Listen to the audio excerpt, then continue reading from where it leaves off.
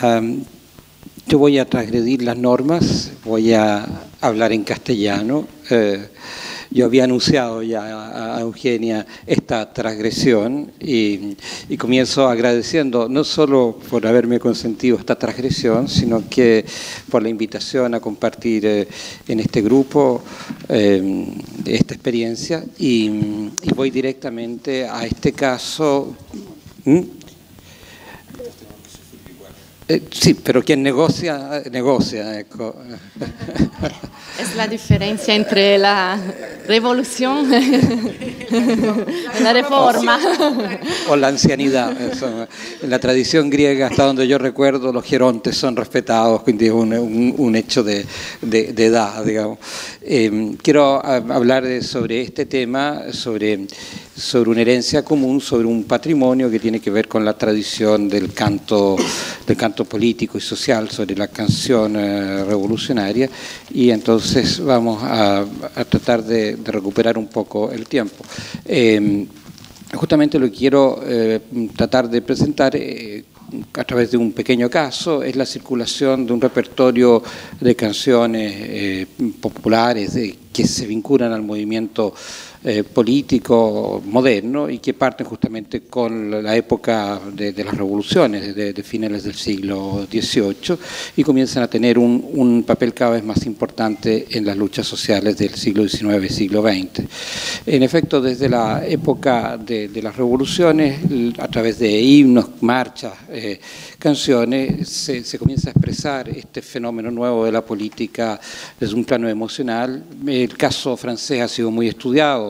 Hace 30 años atrás, cuando fue el Bicentenario, se trabajó muchísimo sobre esto y me parece interesante recordar la Carmagnole o Sairá, que son canciones populares de revuelta, y la transformación en cambio con canciones que comienzan, o himnos que comienzan a tener un discurso más elaborado, como es el caso muy famoso de la Marsellesa, pero en particular a mí me interesa el canto de la partida, que tiene una participación colectiva de distintos actores.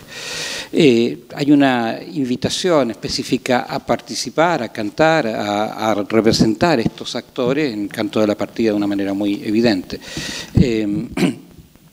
Hay, sobre todo en estas canciones, un intento de explicar el sentido de las revoluciones, el sentido de las guerras, el sentido del combate, y es un medio de comunicación popular, un medio de comunicación que no es demasiado elaborado, pero que tiene en la práctica una fuerza persuasiva significativa, sobre todo porque al ser participativo, al poder cantarlo todos, uno se involucra en esto.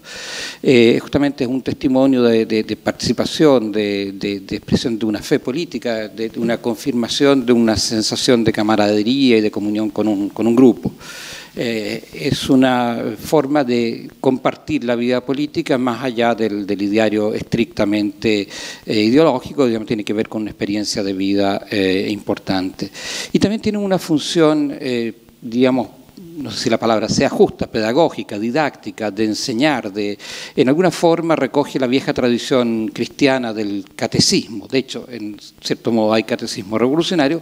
La canción revolucionaria a veces tiene esa función, ¿no es cierto?, formar aquí recuerdo brevemente el eslogan que se usó en la cuarta campaña de Salvador Allende, la que lo llevó finalmente al poder, cuando ya en la tercera campaña de Allende, la del 64, había habido una importante participación de artistas que componen canciones y que se comprometen con Allende, pero es la del 70, la campaña vencedora, donde esto se hace más evidente y donde se elabora el eslogan "No hay revolución sin canciones", que fue muy importante. También en ese momento surgen algunas de las canciones más significativas. Por de pronto, el himno de campaña "Venceremos", que se ha convertido en un clásico. Esto, aquí lo que estoy proponiendo puede ser muy discutible, la idea justamente que lo podamos discutir luego, es que en alguna forma la canción popular, la canción revolucionaria cumple una función como la que tuvieron en algún minuto los comisarios de revolucionarios de guerra, explicando los motivos por los que se combate, el sentido que se le da a la vida y a la muerte. Cuando uno está en una situación de límite, es importante insistir en esto, y muchas de las canciones revolucionarias que forman este patrimonio que se traspasa de un país a otro, de la Guerra de España o de la Revolución Mexicana, incluso yendo más atrás hasta los años 80, nosotros tienen esta característica. Y se caracterizan por tener frases breves, slogans, sentencias, que son fáciles de recuperar, digamos, de interpretar y de memorizar, que en alguna forma combinan la capacidad de involucrar gente, pero al mismo tiempo le dan un sentido épico, le dan un sentido de proyección, y eso es lo que hace estas canciones particularmente interesantes. Aquí tengo una cita en inglés que debería estar en italiano, ma comunque de Cino Moscatelli, uno comandante de partisano, ¿no es cierto?, que explica que la canción es un efectivo instrumento de propaganda y organización, disciplina y educación colectiva, y entonces ella habla de la importancia que tenía dentro del movimiento partisano este momento de encuentro, este momento de canto. Hay que recordar que muchas de las canciones de los partisanos son canciones que han sido tomadas de otro ámbito, canciones de alpinos, de soldados, que se resignifican con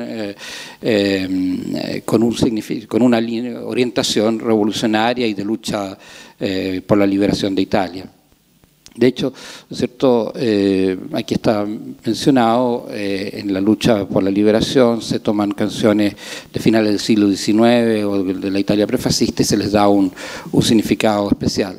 Dentro de esta línea de canciones revolucionarias, de compromiso revolucionario, hay tres formas. Esto es una tipificación simplemente instrumental que puede ser también muy discutible, pero la lógica de los himnos, la lógica de las lamentaciones, la lógica de la invectiva, de la canción de combate.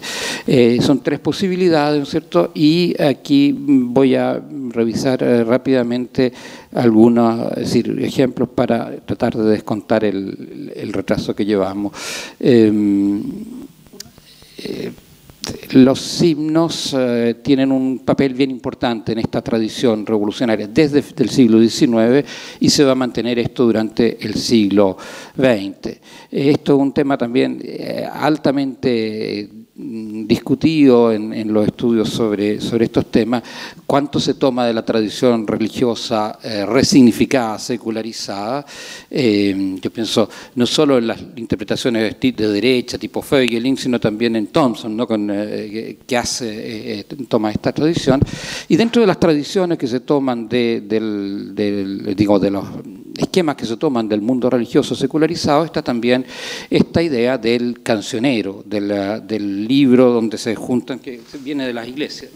Yo, de hecho, estoy así como los vendedores ambulantes. De hecho, traje y tengo en mi mochila, voy a hacer circular, un cancionero. No es viejo pero es interesante porque es un cancionero italiano. Sí, infatti, que tiene que ver justamente con todo lo que trae un cancionero y justamente que es un instrumento de transmisión no solo de música, no solo de texto, sino que de una forma de ver el mundo. Entre muchos himnos, la Internacional tiene un papel particularmente importante. Es un himno, ¿no es cierto?, que tiene un cierto grado de mesianismo, que promete la victoria, que tiene una vinculación con textos clásicos como el Manifiesto Comunista. Es sabido, ¿no es cierto?, que la Internacional surge como texto, como propuesta en el ambiente comunal en torno al 1871, pero se va a musicalizar y se va a convertir en el famoso himno recién en el año 88, y de ahí en adelante comienza a tener una vida propia larga. Hay en este sentido varias versiones, varios textos que, digamos, aquí se nota esta circulación, se nota esta capacidad de adaptación, diría casi de mimetismo que tiene este himno, según quien lo quiera asumir. Y existen culturas políticas, hay una internacional de sello socialista, una internacional con sello comunista, también hay una internacional, esto depende de los gustos de cada uno, vinculada al movimiento libertario, la famosa la anarquía al emanciparnos, digamos, cambian los términos, pero tiene que ver justamente con una cultura compartida y con la capacidad de transmitirse y de ser reconocida por muchas personas.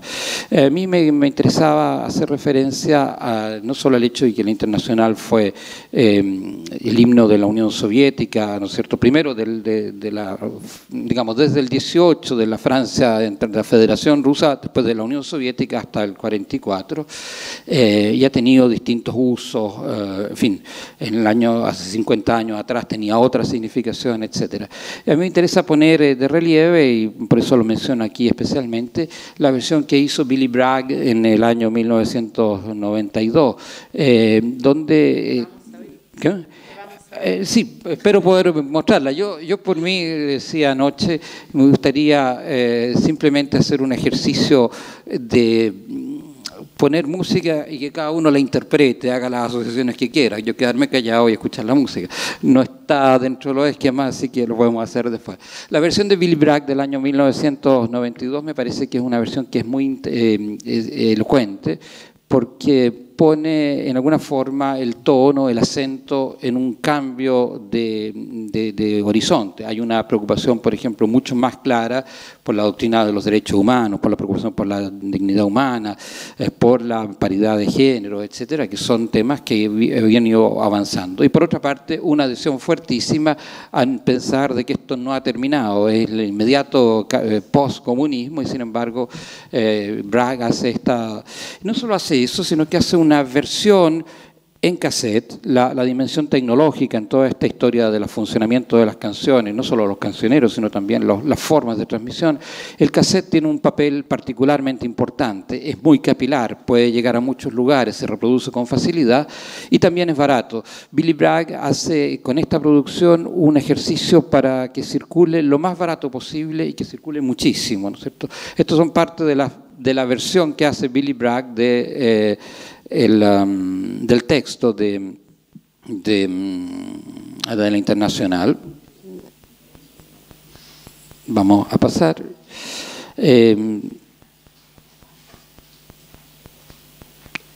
Hay entonces un tema que tiene que ver con darle un tono noventista, un tono que enfrenta la caída del comunismo y que vuelve a plantear la Internacional. En el caso italiano, Franco Fortini hace una versión también de la Internacional donde él insiste, va haciendo distintas versiones, hay una del 68, una del 71, una del 91 y una del 94, insistiendo en que sigue, a pesar de las derrotas, sigue siendo una canción, un himno vigente. Bueno, el himno entonces de la Internacional me parece que es, y en particular esta versión de Bragg, me parece que es importante como un caso de un modelo que funciona y se transmite en distintos lugares. Voy a tener que ir más rápido porque estamos sobre el tiempo.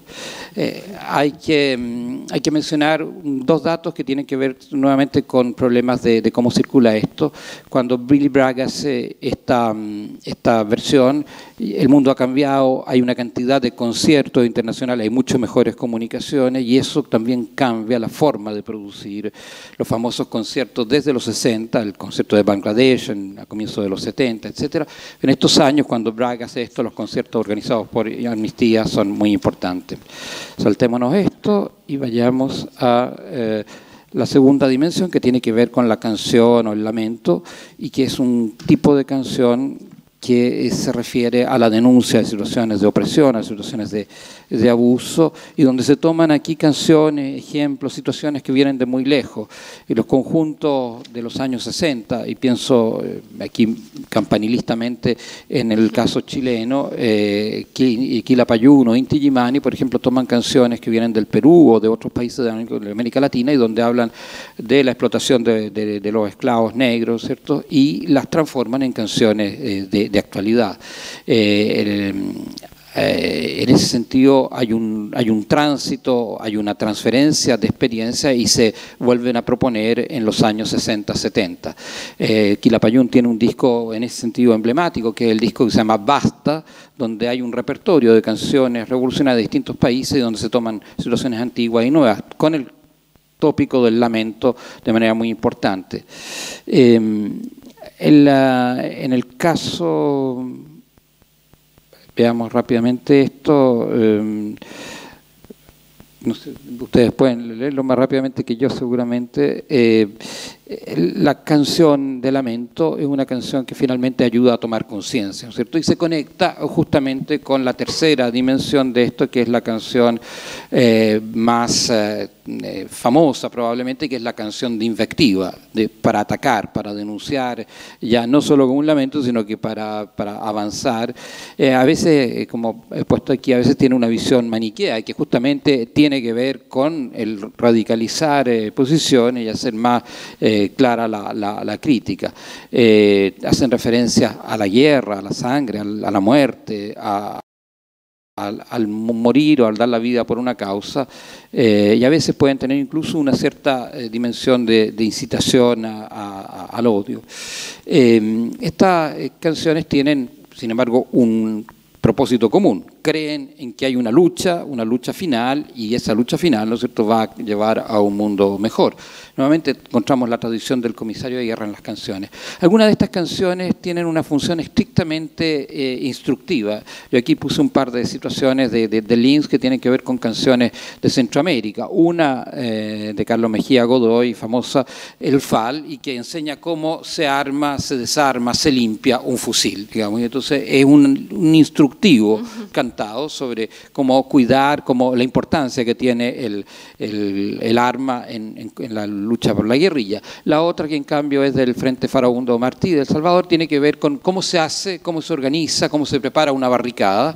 Entonces da las instrucciones, cómo se elige el lugar, la hora, qué material hay que poner, y lo hace en una clave, como muchas de las canciones de los años 80 en Centroamérica, en una clave de guerra, pero al mismo tiempo festiva. Tiene un ritmo bailable casi, ¿no? Como va a ser la canción Urgente para Nicaragua, por ejemplo, de Silvio Rodríguez, finalmente una canción bailable.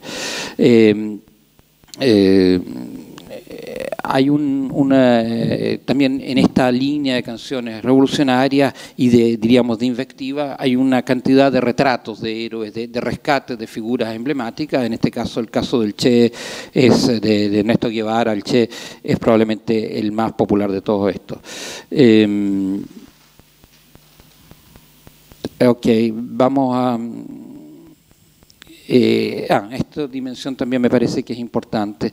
La canción revolucionaria, la canción de invectiva, la canción de combate, también es un momento, permite un momento de reencuentro, un momento de compartir, un momento de transmitir experiencias, de apoyarse recíprocamente, y en ese sentido también hay una dimensión lúdica, a veces una dimensión humorística en estas canciones, que es importante. No es solo una canción que tiene que ver con la lógica de la lucha, sino también con la lógica del reposo de la lucha.